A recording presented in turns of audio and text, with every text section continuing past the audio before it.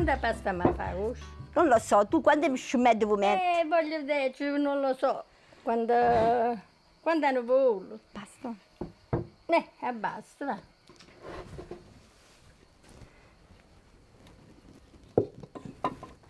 Mamma, che fai adesso? Stavo facendo. Che fai? Stavo passando a cosa che la gente fa. Dipende, forse è buono. Quante uova? 2, 3.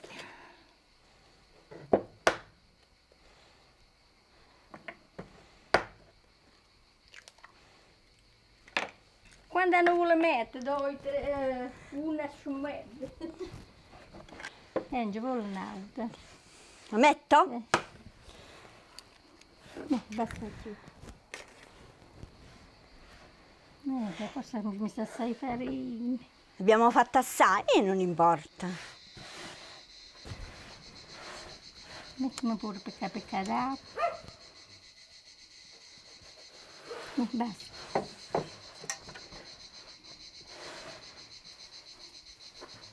Ma che farina mi ha usato? Che di grano duro? O grano tenero? Grano duro.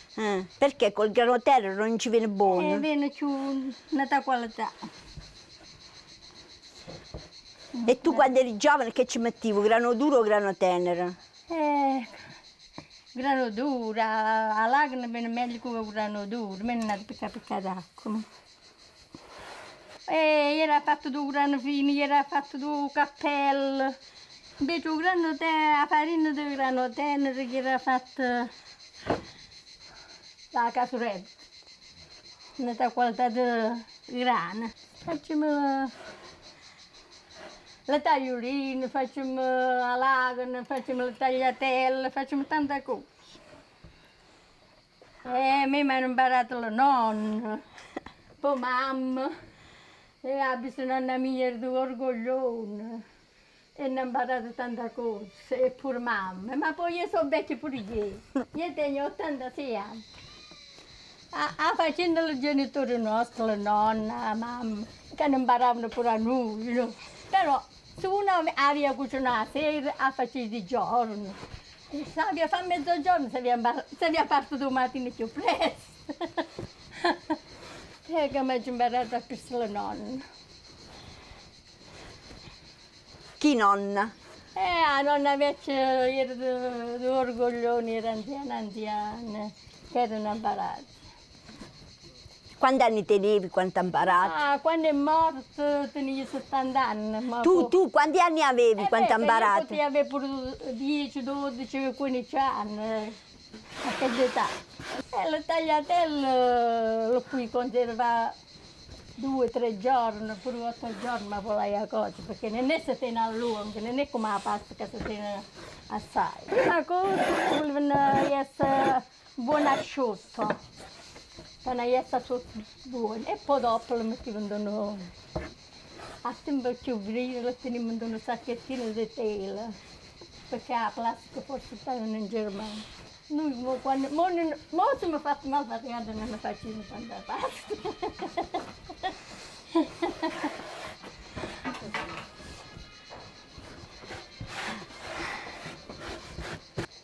E per quanto tempo la dobbiamo impastare, ma? Quando faccio più gentile. Che significa fa più gentile? Si levano tutte queste cortecce di cose, si faccio più gentile e si faccio. Le tagliatelle si faccio una domenica, si faccio un giorno di festa, là, tutte. Che prima non c'era tanta qualità di pasta, si faceva. Voglio fare io? No. Forse all'età di 10-12 anni la mia mamma mi chiese di fare per la prima volta la pasta. Lei non si sentiva molto bene, disse per favore vienela a fare tu. Ed è stato come una specie di input spontaneo, perché io non l'avevo mai fatta, però avevo sempre osservata lei E quindi i movimenti, gli ingredienti, l'unione delle cose è stato proprio come un meccanismo, come se lo avessi già fatto tante altre volte. Quindi erano come se le nozioni le avesse assorbite e poi messe nella farina, nell'acqua, eccetera. Devo dire che non venne molto bene la prima volta, però furono... Sia lei che mio papà furono molto gentili a dire che era la fine del mondo, non avevano mai mangiato una cosa così bella e così buona, invece era proprio brutta da vedere. Non facemmo la lagana, facemmo un'altra cosa, però l'impasto era sempre la stessa. Adesso la mamma fa una cosa particolare, incomincia una cosa particolare, la stesa della sfoglia, che deve essere in forma rotonda per poter fare tutte le preparazioni. Solo lei le sa fare. Poi se volete vedere come si cambia la forma la faccio io, da rotonda diventa ovale. Questo qua si chiama laganatura. Che se vede uno che ama la capa lo dai pure in gara. Tu che fai? Stai là dicendo? Io stavo là in scena, io già fa bello. Può darsi che non bene manco No, ma fa venire tonda tonda. Ha fatto venire, ha fatto sempre rotondo. Sì, ma però non stancarti, non fare piano piano. Perché ci vuole arte a fare sta cosa tonda, è vero, ma? Ci vuole sì. Non tutti sono capaci.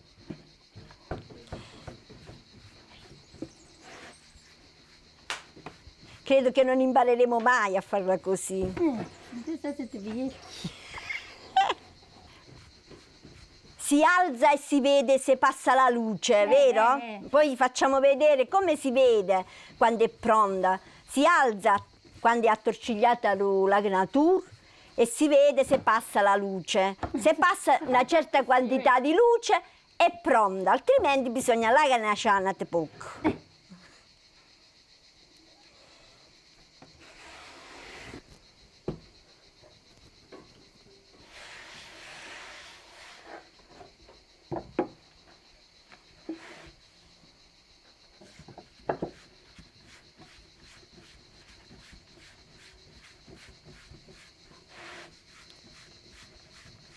Allora, in basso. Allora, mamma, vediamo se è pronta. Come si vede che è pronta? È così. Ah, ecco, si vede alla luce, passa la luce. Quindi vuol dire che la pasta È pronta. Allora, stendiamola adesso. Adesso, per poterla tagliare in maniera, diciamo, uniforme, per avere la forma uniforme, per ottenere un buon prodotto, bisogna piano piano piegarla su se stessa da un lato fino che è diventata stretta. Ecco fatto. E poi si lascia leggermente asciugare e si comincia a tagliare. In base al tipo di taglio avremo delle forme più piccole. Queste si fanno i tagliolini piccoli per fare il brodo. Dopo si spezzettavano e si utilizzavano nel brodo di pollo. La lagana veniva tagliata in maniera irregolare, in modo tale che i pezzetti non fossero tutti uguali. E poi, visto che comunque era fatta a rotolini, questa era una cosa che si facevano fare ai bambini per insegnarli e per cominciare ad avere dimestichezza con il lavoro di questo tipo di lavoro, si sollevava in modo tale che si scioglieva. Allora, in questo modo si poteva cucinare oppure poteva essere conservata, come ha detto prima la mamma, da un sacchettino o un dustiavok. Si faceva asciugare e poteva durare alcuni giorni. Qui, come ho detto prima, la lagana aveva dimensioni più larghe. Invece, nel periodo per la festa di San Giuseppe, si usava cucinare i tagliolini con le lenticchie e i tagliolini sono di forma molto più piccola, quindi vanno fatti in maniera sottile e si usava fare questo tipo di cucina non solo per festeggiare il santo, ma perché San Giuseppe si ricade a marzo. Che succede? Che tutti gli altri legumi, ceci, le cicerchie, i fagioli, erano ormai destinati per la nuova produzione.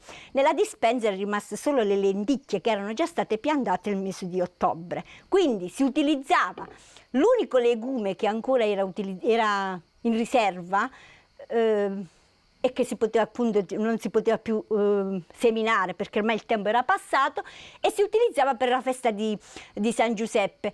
Perché San Giuseppe era visto come uno dei passaggi della rinascita, quindi la primavera che avanza, il nuovo che avanza, e quindi tutto ciò che era vecchio deve essere consumato. Questi tagliolini che poi cucinate con le lenticchie venivano condite o solo con aglio e olio oppure sempre capolvera rossa. Allora, questi sono i tagliolini che cucineremo con le lenticchie. Dalla sfoglia si ricavava anche la tagliatella e la potevamo fare o liscia, quindi tagliata al coltello, oppure si poteva ricavare utilizzando uno strumento particolare che, diceva la mia nonna, viene lo stesso la tagliatella, ma viene più bella.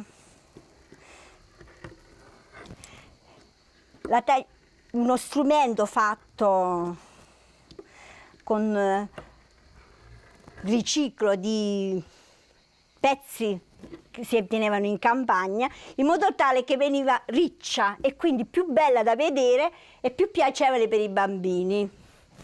A casa nostra la chiamavamo rotellina. Dici, questa è stata fatta per aiutare mia nonna a fare questo lavoro ed è stato utilizzato uno strumento. Questo è un tappo di una bottiglia e che è stata lavorata e quindi fatta in modo da poter essere dentellata, e questo sicuramente ha più di 100 anni. I tagliolini nel latte, che cosa si facevano? Si tagliavano questi tagliolini e poi venivano cucinati più sottili e freschi, e si cucinavano nell'acqua salata e poi venivano conditi con il latte caldo.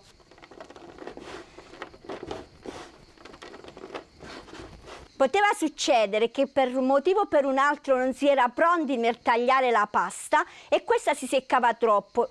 In queste condizioni non è facile da tagliare e veniva utilizzata facendo a lagna a tap, che voleva dire che invece di tagliarla con un coltello, con la rotellina come abbiamo fatto vedere prima, veniva tagliata a pezzettini e poi utilizzata come oggi si fa con la pasta mista, con i legumi, con un po' di pomodoro, con il sugo, in base alle dimensioni. Più si seccava e più si riduceva a pezzettini e tutto veniva utilizzato e niente doveva essere sprecato.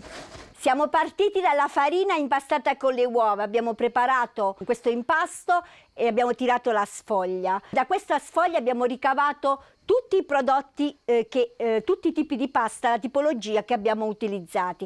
Abbiamo tagliato la sfoglia leggermente più essiccata per fare la lagana, e che abbiamo condito con i ceci, ma che potevamo condire anche con i fagioli. Li abbiamo lessati e conditi con la polvere da rossa soffritta in aglio e olio.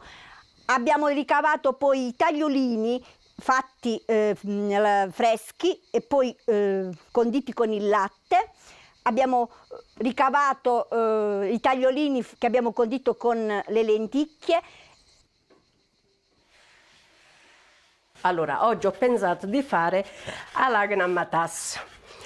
Allora, gli ingredienti che c'è bisogno: farina, acqua e sale. e si inizia a fare e si fa l'impasto.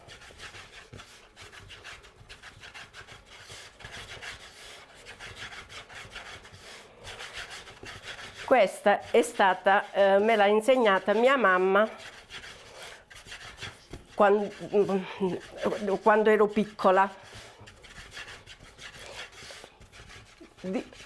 Di solito adesso è una tradizione che usiamo soprattutto a Natale, perché adesso si fanno gli spaghetti con il baccalà, invece prima usavano questo tipo di pasta. Allora, ci sono vari nomi. A Corleto la matassa, invece gli altri paesi la chiamano le manate.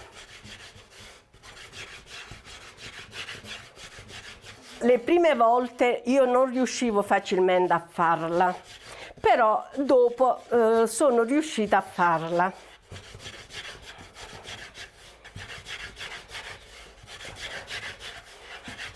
Mia mamma si chiamava Antonietta, lei la faceva spesso perché prima non c'era la disponibilità di comprarla come oggi. Di solito lei la faceva a Natale e la condiva con pomodoro e baccalà. Invece le altre volte la faceva con le legumi.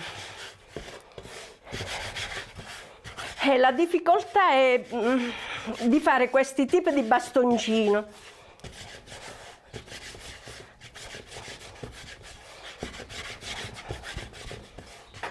Allora adesso si taglia a metà il bastoncino e dopo si continua a lavorare.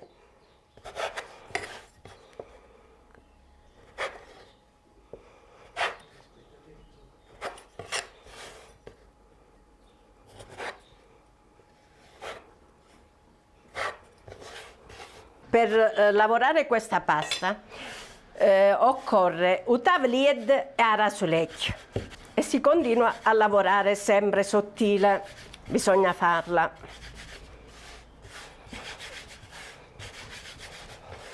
Quando io ero piccola, che mamma la faceva, io cercavo solo di guardarla.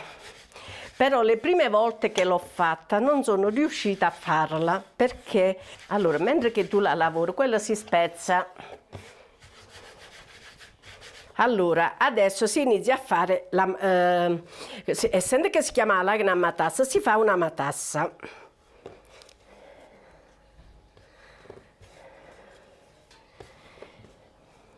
Si deve avvolgere fino alla fine. Una volta che è finita di fare questa operazione va fatto con la farina, che adesso si inizia a fare la matassa.